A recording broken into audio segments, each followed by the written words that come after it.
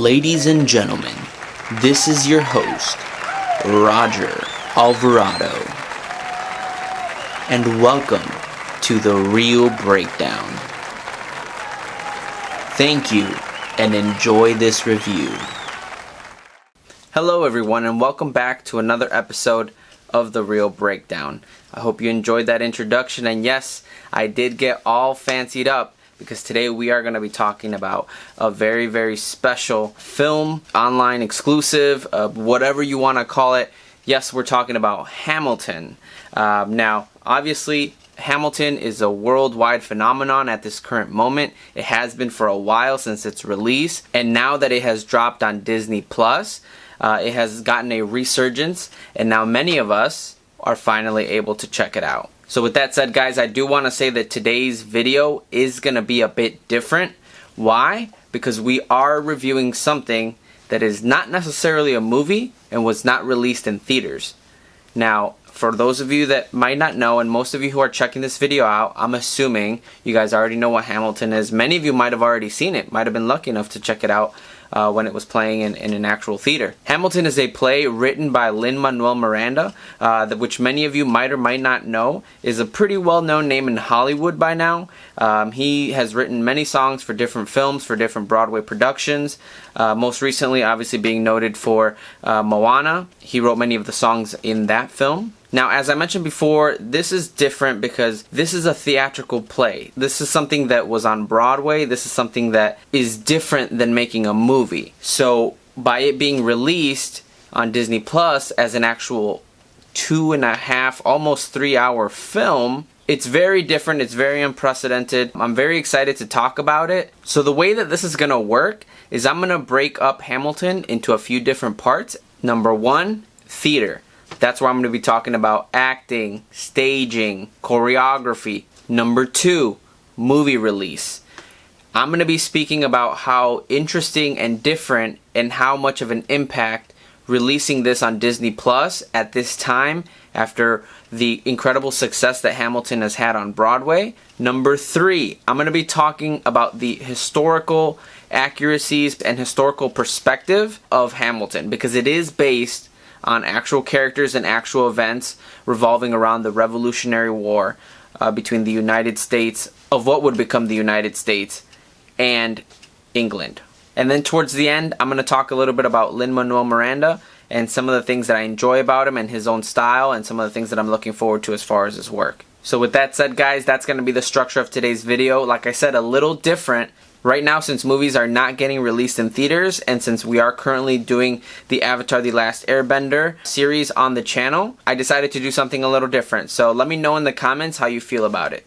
Alright guys, so let's get right into it. First and foremost, I do just want to say that I was very, very excited to watch Hamilton when I heard that they were going to drop it on Disney Plus. I was very anxious to finally see it. A lot of people have been talking about it. It's been out for quite a while. I just heard so many great things about it, so I was very excited to check it out. And I do have to say that I thoroughly enjoyed it. I very much enjoyed the music, the lyricism, a lot of the different things that made up this theatrical experience. I don't even know what to call it. It's not a movie. It's not a play. It's a Broadway theatrical experience that I can experience in my home, which is really interesting. So we'll get into that a little bit later. But wow, I have to just, give it up for Lin Manuel in this one because what a production. Let's move on to the first section. So the first thing I do want to cover is theater, the Broadway and the acting and all the grandeur. I do want to give a disclaimer quickly though, guys. I am not a huge theater buff. I am more of a movie guy. I enjoy being in a movie theater. I actually really do enjoy going to plays and watching musicals, live performances. I do enjoy. I just don't actually get the time to go out and do a lot of it. So that's one of the reasons why I'm not going to sit here and pretend that I know a lot of things about theater, about Broadway. I do not. I'm a movie guy.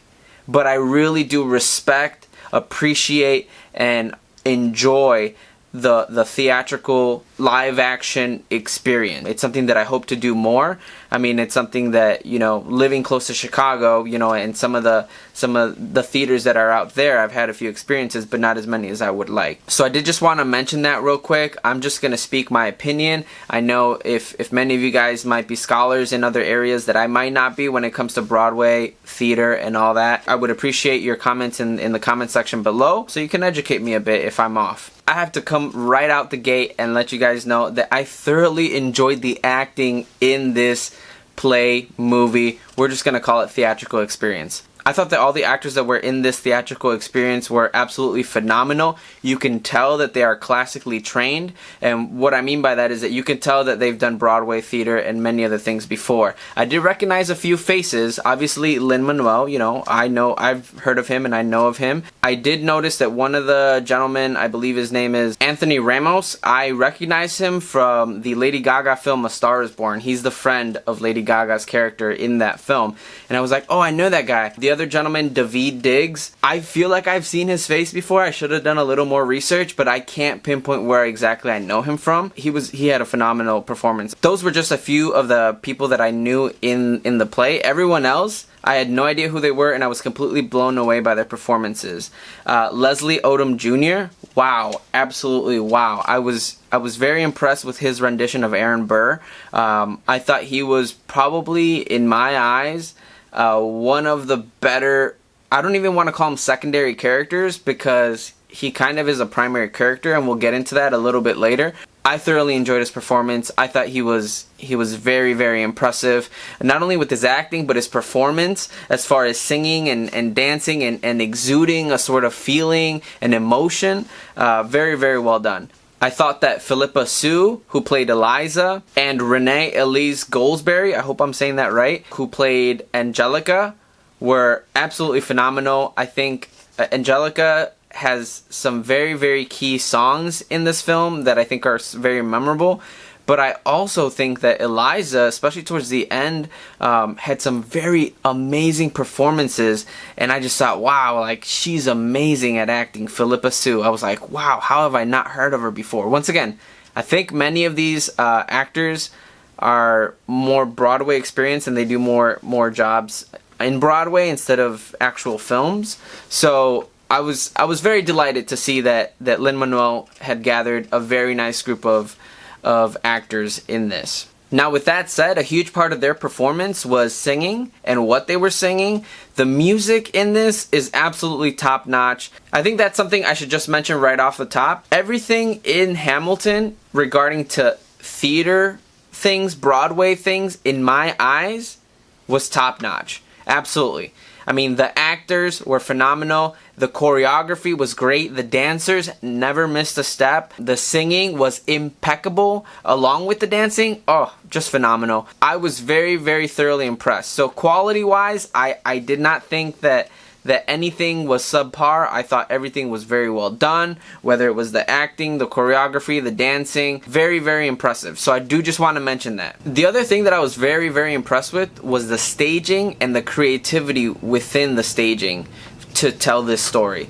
Can I just say that I know that there's been a lot of spinning stages before. I think I've seen a few different ones. But that stage where it could spin one way and then the inner circle could spin the other way, wow, it gave such a different dynamic for so many different scenes. Like, you could have someone in the center and then characters revolving around it to just kind of show like people, you know, things going through your mind. I mean, such amazing staging. I thought they made things look super real. The clothing, I guess wardrobe, I guess you would say, the wardrobe they used was phenomenal. The colors just took me back to that era. So that's something that I was very impressed by. And now one thing that I do want to bring up as well is, I mentioned this earlier, creativity. Now, when you're putting a Broadway show, a theatrical play, it's very different than a movie as far as when you want to convey certain concepts or certain things going on, whether it's time passing by or whether it's, you know, trying to get inside someone's head. I mean, how do you do that? There's no special effects, there's no CGI, you can't go from one location to another. So how do you do that? And now that's where creativity comes along with staging. And I thought the creativity in this was absolutely, you know, top notch again. I mean, I don't know what else to say. And I'll give you two great examples. Number one is, and obviously guys, I guess a bit of spoilers. I'm not going to be talking a lot about plot, but just want to put that out there in case any of you haven't seen this yet. The scene where we get to hear Angelica's song, I call it Angelica's reverse remix song. I don't know how else to put it. That scene in the first half where, you know, Eliza just got married to Hamilton and she's giving the toast, and then we get that story of how she actually fell in love with Hamilton as well. Now, how do you do that? How do you show time going backwards? Well, these guys did an absolutely amazing job in literally doing the choreography backwards and utilizing key song segments to represent where we are in the story. And a lot of it was stuff we just had seen in scenes before. So I thought that was super creative, very well done, and could have easily been something that came off kind of confusing or perhaps just kind of, you know, not making sense. And yeah, the execution was just very well done. It made sense. It took me a few seconds to say, whoa, what is this? Is this like a remix or something? And then I saw things go backwards, and then I saw, oh wait, we just watched this, but now it's different perspective. We're hearing a different story. I thought it was brilliant. Absolutely brilliant. The other example that I want to give is with amazing creativity and staging is the 10 Dual Commandments. Yes, the 10 Dual Commandments. That was absolutely interesting because when it first started, I thought, what's going on here? What is this? And then when you start hearing the steps, step 1, step 2, and the different things, I'm like, wow. And once again, that spinning stage and just building up that momentum with the music. And then when you finally get to step 10 and boom, you're firing in the 2 different or 3 different duels that we see. I thought it was very well done. It was a good way to explain what was going on, what the rules were, why it was going on, and to make it a 10-step commandments, 10 dual commandments type of thing, I thought was really interesting. So once again, you just see the creativity of like, how are we going to put this up on a stage? We don't have CGI. How do we do this? Very, very well done. So those were 2 instances where I thought, wow, I got to give a hand to these people that put this show together because it was amazing. I do want to mention something that we're going to talk about a little bit later, and those are the lyrics to the music. Now, the lyricism for Hamilton is obviously one of the key points of why Hamilton is as big as it is today, and a lot of that is tied to Lin Manuel Miranda. Now, that is something that we're going to talk a little bit about later as far as his style and his genius, but I just got to say, I mean, the historical storytelling that they do through the lyrics in this is absolutely phenomenal. The second and third time that you start watching it, you get more and more information from the music, and it's absolutely amazing. And I admire every single one of the actors and writers that worked on this, because to think about all the work that goes into putting those words and making them fit and making them make sense and making it sound so cool and good, it is just amazing. When everything is firing on all cylinders, when it comes to the lyrics, the story they're telling, the historical accuracies of it, and just the feel-good beat of the music, you just got to give them props. You just absolutely got to give them props. So I was very, very happy with that. And like I said, we'll touch a little bit on that later. So yeah, guys, those are my takes on Hamilton as a theatrical Broadway style, you know, live action kind of performance that I thought was absolutely amazing.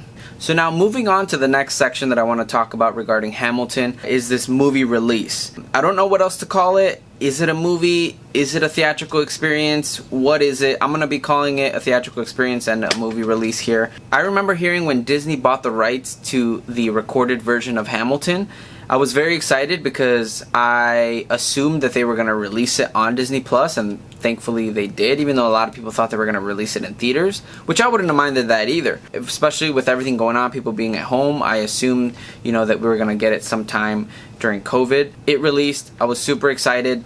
And what I thought was kind of interesting and kind of cool was that they made an event out of it. They said, guys, it's releasing July 3rd, the day before Independence Day. And obviously with a lot of things going on in our country right now, as far as a lot of people not feeling patriotic at this time, I thought it was very bold of them to do it. And we can talk a little bit about that. And the reason I say that is because, you know, there's a lot of minority representation in this, which I thought just made sense for releasing in this type of environment. A lot of the characters are white. They are Caucasian. and they were being portrayed by people of color, which I thought, wow, what a statement to make, especially on the day before 4th of July. As far as the directing and the camera work in this, obviously I do have to say that there is a huge difference between being in a live audience and witnessing this in person versus watching a recording of it. But what I can say is that the directing in this, which I believe Thomas Kail was the director on this, was that what they were able to do was they gave us very specific and intentional shots of certain scenes, which sometimes I find myself when I'm watching a play or a live performance that sometimes I'm looking at certain things in the background instead of focusing on what's going on, so I could miss certain things or kind of facial expressions of some of the actors. Now with this, there is none of that, because we got specific camera angles that showed things that we were supposed to see, which is kind of, I would assume, a bit liberating to the creators, you know, to Lin Manuel and the director of the play, the people that put the show together, because we didn't miss a beat. They showed us everything that we needed to see so that we can understand the story. One of the examples I have of this is when Angelica is giving Eliza away to Hamilton. There's a key shot where they go from kind of what we would see as an audience straight into a shot of Angelica and her facial expressions. I think it's during her remix song. And you just kind of see that he just kind of gives her away, and she's like, you can tell that she's saddened by this.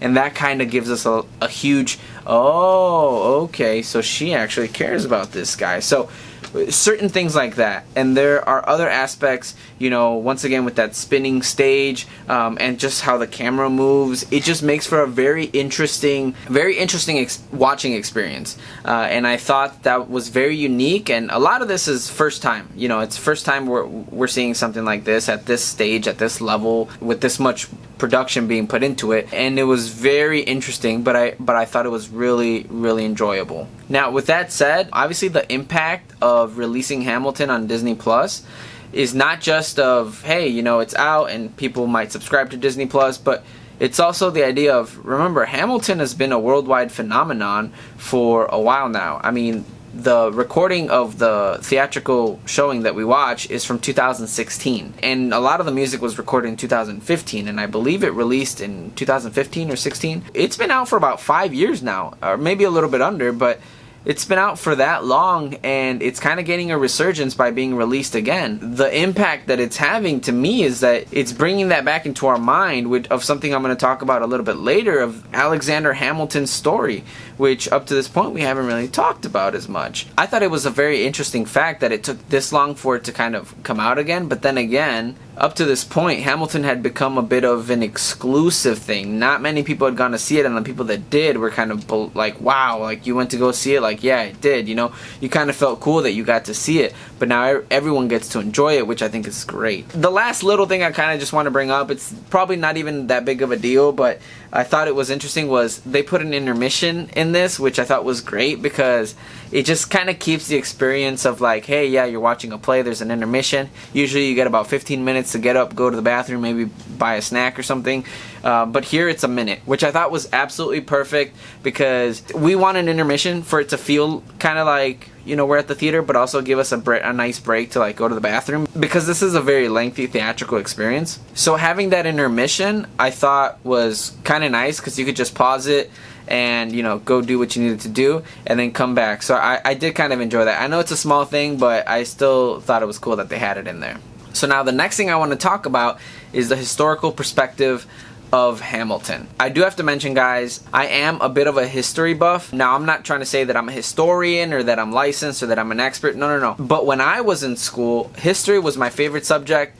I took Advanced Placement U.S. History, which is AP U.S. History. I love the story of our country. I love the story of the revolution. I love the story of how our country came to be. So I was very excited that this correlated to that time. And also the fact that it was about Alexander Hamilton, I was very excited about. Now, with that said, at the beginning of this, I did have some concerns, because in my mind, when I first started watching Hamilton the first time, it was very hard for me to separate the entertainment value of Hamilton and what its purpose is versus the historical accuracies and significance of Hamilton.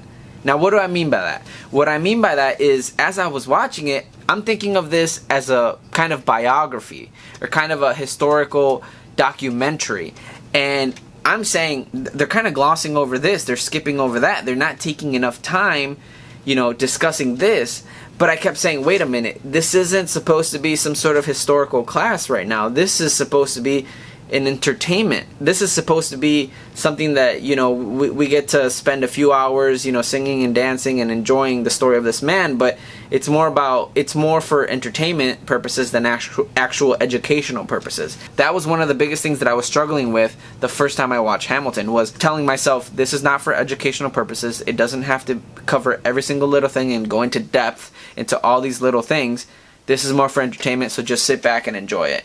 Eventually, I was able to do that, and I did tell myself that about halfway through the first part, and then the second and third time, I was able to enjoy it a lot more as just entertainment. I was very happy that this was a story about Alexander Hamilton. Why? Because I remember when I was studying the Revolution and how our country came to be, I remember when I read the section of Alexander Hamilton and I read what he had done, I was so impressed how this man helped create our government, but also who helped establish our financial system and establish our banks. I remember telling my teacher, wait, how come Alexander Hamilton never became president? Wait, how come Alexander Hamilton is not someone that I know very much of? I know Thomas Jefferson, I know George Washington, I know Benjamin Franklin, I know all these other figures, but why is it that Alexander Hamilton I didn't know up until now?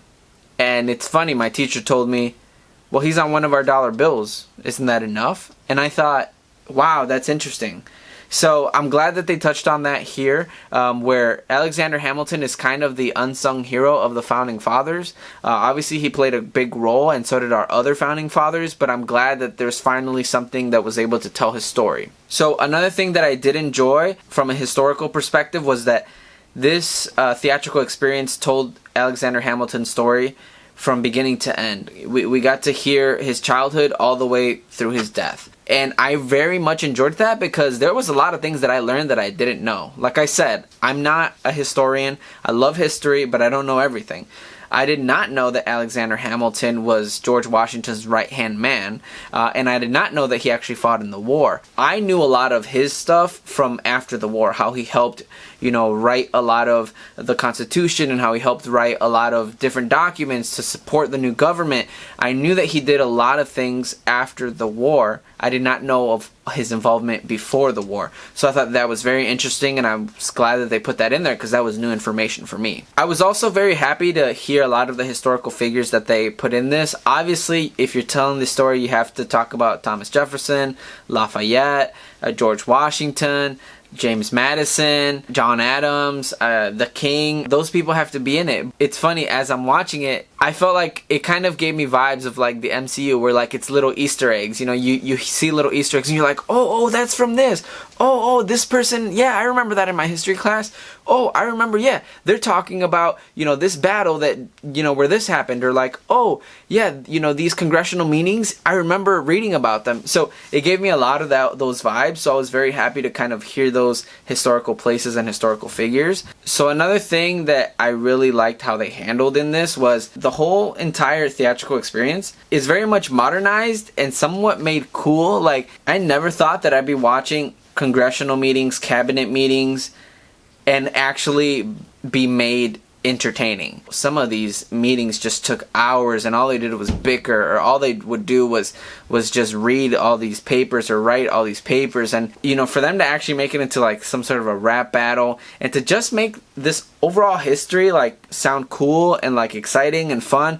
Like the fact that you take something that a lot of people might consider boring, which is like history, and throw in some rap, throw in some cool beats, throw in some awesome like lyrics and dancing, and just make it fun and entertaining. I was like, wow, you really can make anything fun and cool.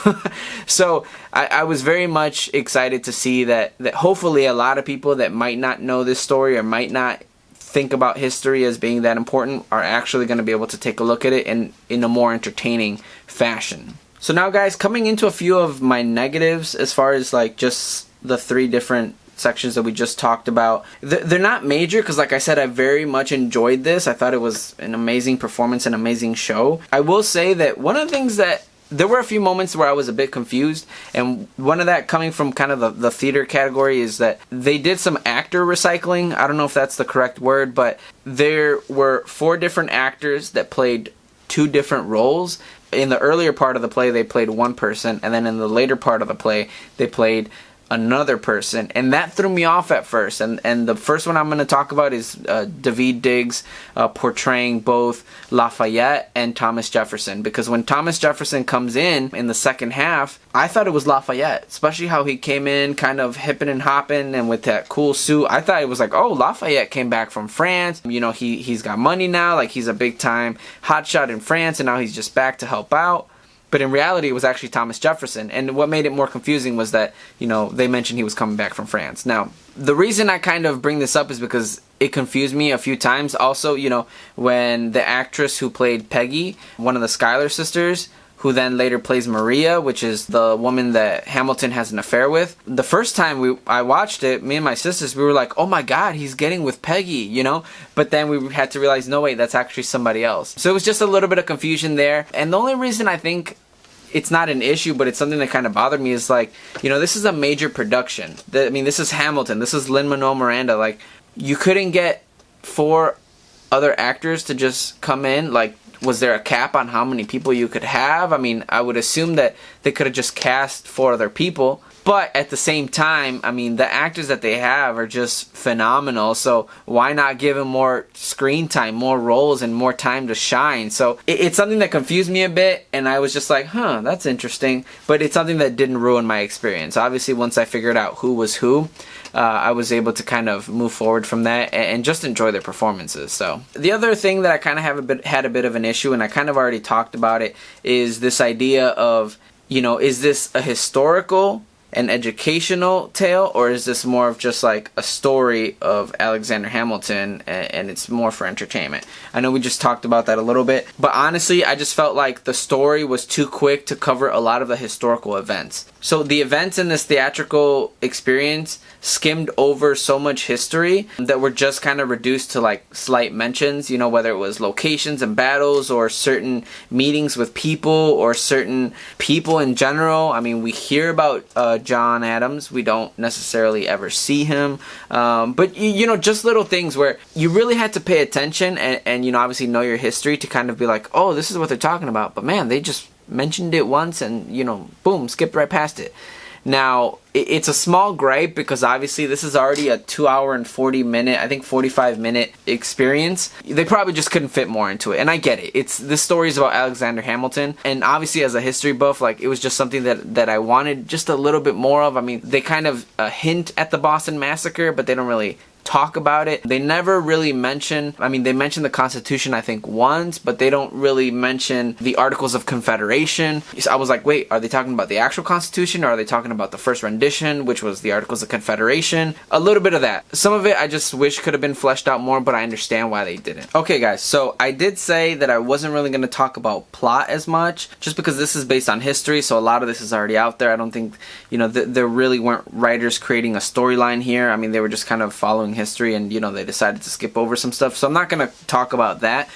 But what I do want to talk about here real quick before we kind of start closing this out is 2 characters, and those 2 characters are Aaron Burr and Alexander Hamilton. Obviously Alexander Hamilton being the title card character, being the, you know, the protagonist, but Aaron Burr, wow, I was very much impressed with his character, not just the actor, but the actual character and his role in this theatrical experience. I personally kind of compare it, and I know I'm not saying it's a direct comparison, but I see a bit of a comparison with Aang and Zuko in Avatar: The Last Airbender. And I know what you're saying, what the heck, like, are you serious? But hear me out. We spend as much time with Aaron Burr as we do almost Hamilton, or the next secondary character, which might be Eliza. But Aaron Burr gets so much screen time, and he gets so much song time and so much backstory. I mean, we hear probably the most backstory from Aaron Burr other than Alexander Hamilton. In that way, I draw it to Zuko and Aang, because from the first episode, we're getting backstory from not just our main character, Aang, but also our main antagonist, which is Zuko. And I very much enjoy that because it gives us a protagonist that we know a lot about, which means that we can relate to him and we can kind of understand him, and we can kind of see where they're coming from. Throughout most of this play, you can see that Aaron Burr is the foil to Alexander Hamilton. Now, they're very two different people, but yet they experience a lot of similar things, but yet they're opposites, if that makes any sense. Some of the major differences between both of those characters are highlighted in the film, and I just kind of wanted to run through them a bit. You know, there is that song where Aaron Burr talks about him having to always wait for things, and him deciding to wait for things, as to where Alexander Hamilton is more of a go-getter. He just takes and he takes and he takes, and that's the biggest difference there. You know, Aaron Burr comes from a family that's might not necessarily be rich. I don't know the exact historical facts of his background, but you know, they're well known. His mother and his father both had jobs that were decent jobs, and he went to Princeton College and he graduated so quick. Things weren't always too rough for him, but it was always tough for him to get what he wanted. As to where Alexander Hamilton kind of is reflecting the opposite, which is, you know, his parents were nothing. He was nothing. He was an immigrant that came in. He had nothing. But he worked and worked and worked and worked to achieve what he wanted, to get to where he wanted to be. He worked his butt off at any cost, whether it's a relationship with someone or if it was, you know, pissing somebody else off. He knew what he wanted and he went for it. That's not to say that Aaron Burr didn't know what he wanted, but he just didn't know how to get it.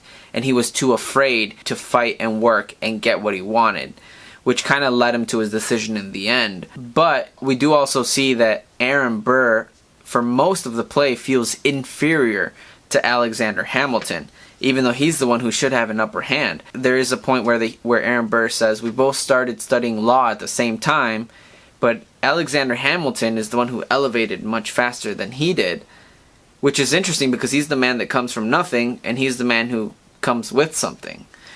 Now, I attribute this to Alexander Hamilton being a man of action, and Aaron Burr being a man of reaction. So those are two, I just loved kind of that, those two characters just like opposing each other.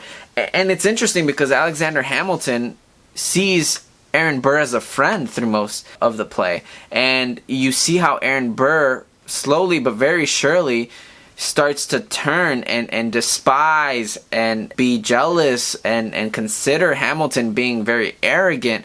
You see how that builds up, and by the end of it, you just know that what's going to happen and how things are going to go down. And that kind of builds into Alexander Hamilton's faults as a character, because he's a man that did a lot of great things for our country as far as building it and establishing it, but just like the play says, he's never satisfied. He's not satisfied, so he always wants more and more, and that's what leads him to kind of screwing certain people over. That's why Thomas Jefferson wasn't necessarily always chummy with him. James Madison didn't always want to play along with him, and people were looking to screw him over. So with that said, I do have to say though that I do kind of see a difference between the first half and the second half. I feel that the first half of Hamilton is very much upbeat, in your face. It's bam, bam, bam, go, go, go, song, song, song, and it's very entertaining. As to where the second half, not to say that it's not entertaining or it's, you know, it's slow.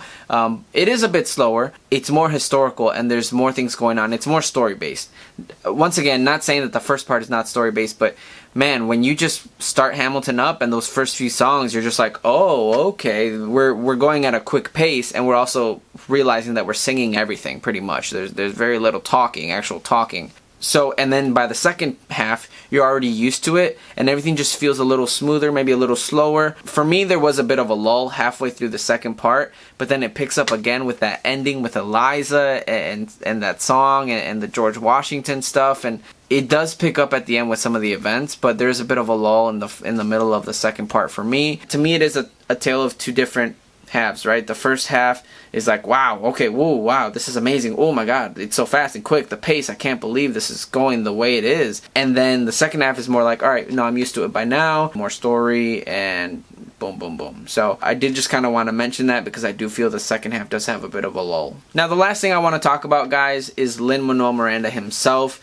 Now, I did mention it up at the top a bit. He's done a lot of things. He's written a lot of songs. I actually, just in looking up a few things, I didn't know how much he had actually written. I didn't know that he had written music for other plays, you know, such as Bring It On, In the Heights, and even like for, I believe, the Tonys, he like wrote some of the songs that Neil Patrick Harris performed. So a lot of stuff like that. So he's well known in Hollywood, but he's really starting to shine now. And obviously with Hamilton, you know, he really just skyrocketing. Now I will say I was very impressed with his acting. I did not know he could act. I knew he could sing. I knew he could write songs. I think he does a bit of directing, but I did not know he could act. And this man, you know, not only did he make me believe he was Alexander Hamilton, he made me believe a lot of the emotions that Alexander Hamilton, which I don't know if they're actually real. I don't know what Alexander Hamilton's life is actually like, but man, did I believe the performance that Lin Manuel Miranda gave, because,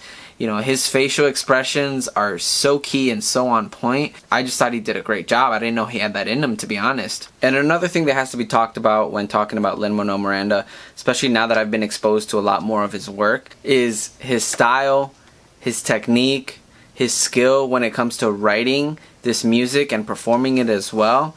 Wow, can I just say, the speed at which these actors had to sing or rap some of these verses, I mean, is incredible.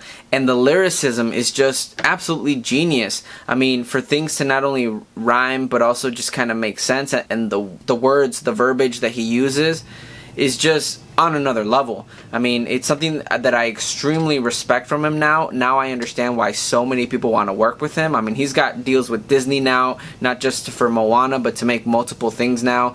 It makes sense why he's seeing so much success, because he really has an amazing skill to write, to be able to create these songs that aren't just telling a story. I mean, that's one of the things I really enjoyed it too, was that the music is not only telling you story and giving you plot and giving you historical facts, but it's also catchy, it makes sense, it's clear, it's quick paced, it keeps you awake, it's not like dreary or sleepy. I mean, it's everything that you want from it.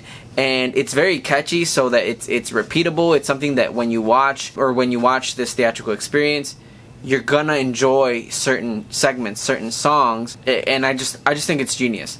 The one thing I will say though is, because it's so catchy, modernized, hip, like fast, all this, it might go over some people's heads. What do I mean by that? Now, I watched this with my family. I've watched it by myself. I've watched it with my sister. I've watched it with my mother as well. My mom did not understand anything. My mom did not understand what was going on, especially the first half. Like I said, it's more entertaining, more of that fast-paced, you know, kind of rap style. She didn't understand what was going on. She didn't get the story. I had to explain most of it to her. Now, my mom's not an idiot, you know. My mom is your average person that doesn't know the historical significance of a lot of these events and may not exactly know Hamilton, and she likes musicals. It's not like this was someone that doesn't enjoy musicals. It was too fast for her, and it did not make enough sense for her. So that's something that I did consider. I'm like, wow, I'm sure that there's a lot of people that the lyricism might just go over their head. They might not get it. They might think this is too fast, it's gibberish, what's going on. I did consider that, because you do have to pay attention. It's kind of like a Christopher Nolan movie where you have to be on your toes and listen to what's going on, see what's going on, pay attention, so that you understand the story as it goes along. The last thing to close out, guys, is with this said,